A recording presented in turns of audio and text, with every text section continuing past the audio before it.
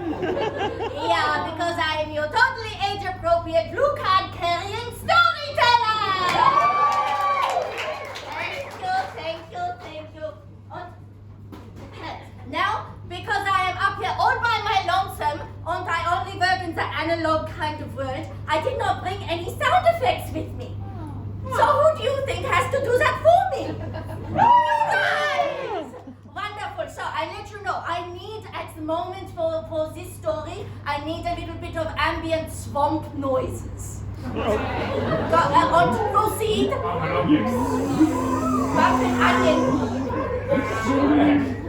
Bumping onion, yeah. Bloop.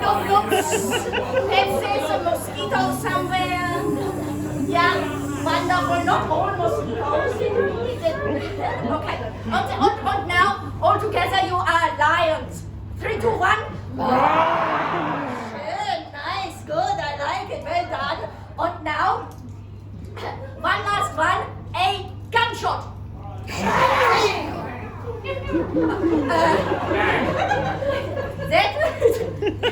Okay, just a bang would be fine. 3, 2, 1. Bang! Wonderful. And if you feel as if you have the inspiration to provide some other noises, like a yay or a woo or a, that kind of thing, up to you, okay? Yay! Okay, are you ready to hear a story? Yay! Good, because I'm ready to tell it to you. Yeah! All right, see if you can pick up on the cues now. Okay, our tale begins at a swamp thick with steam. Excellent. Thanks to the dicks who denied environmentalism. See, I write steam with ism. This whole thing lines okay. Strap it! Our tale begins at a swamp thick with steam, thanks to the dicks who denied environmentalism. The rising warm waters of Mother Nature's full bladder led to the flooding of all the globe's nuclear reactors. I like the interpretations here. Soon the humans realized their rose-colored lenses led to radioactively contaminated consequences. Fuck them. Yeah. Not only was there hardly any land to stand on at all, the rising waters were like putrid vile gall. Living in the liquefied remains of mankind's dumb faults were mutated mermaids. Having to preserve all their food in salt. Yeah, I think. Oh, there we go. Okay. Suspended salt, we got the salt right. Suspended down low are salt sacks, twitching with seamen, men of the sea.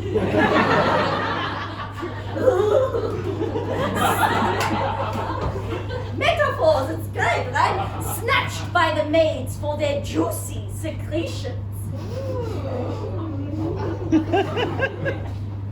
A circus. Topic change. A circus.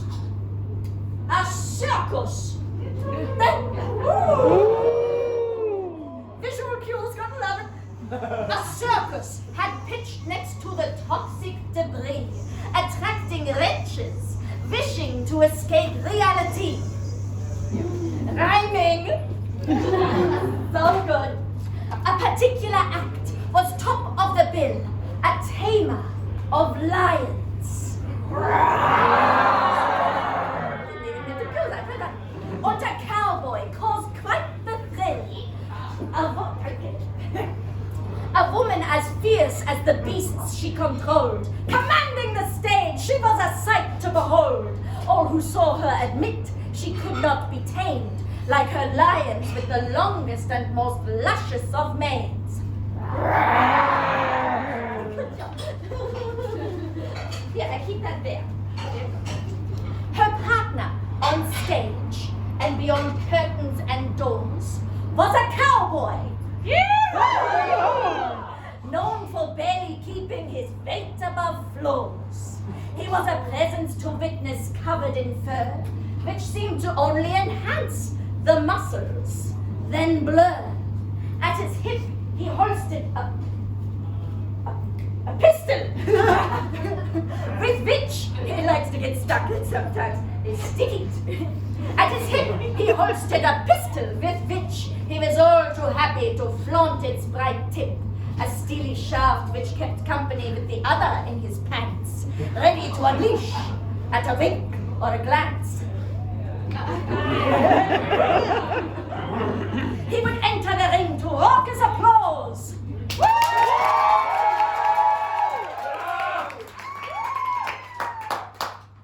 And fire a shot towards the lion's cage doors. Two beasts and a woman would burst through the bars on take center stage, for she was the star. But one must never underestimate the toxic mindset of a man who believes in his entitlement.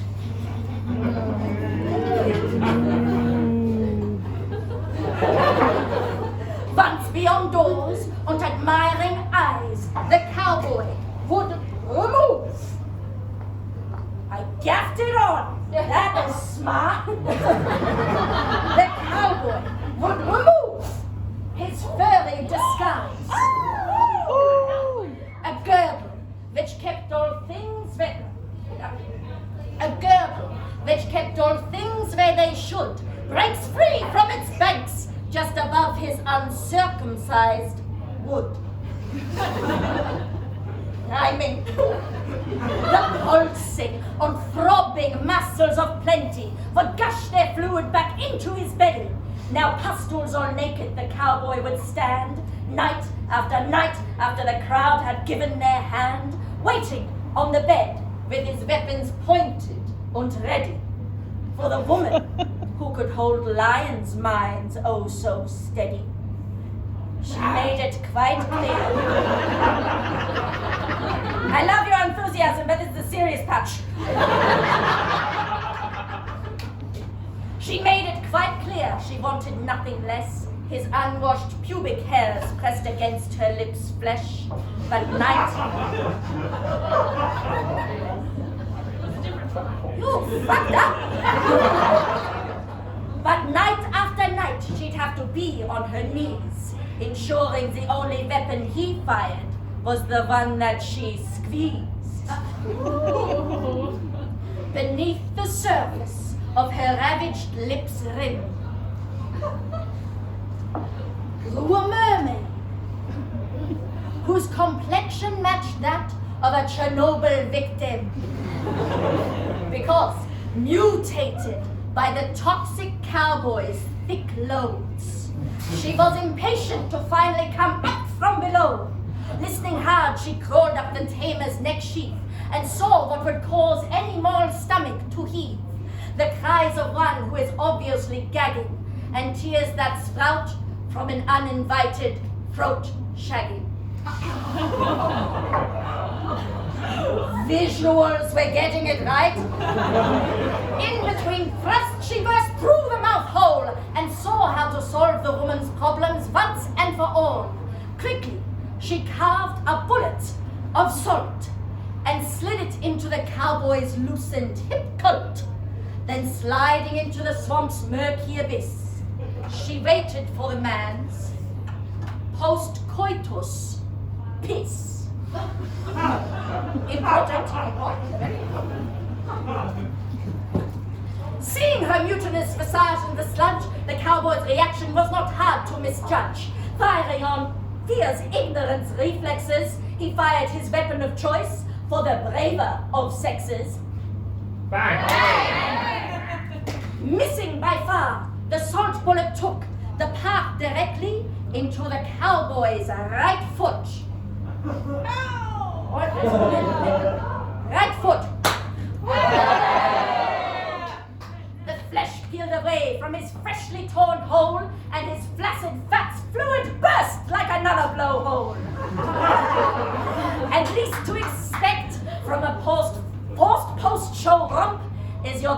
quick life's piss to be drained into a swamp.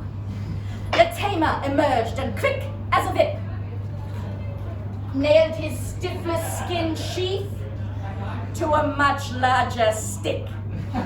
At the back of her throat still squirmed his life jelly, which she swallowed hard into her belly.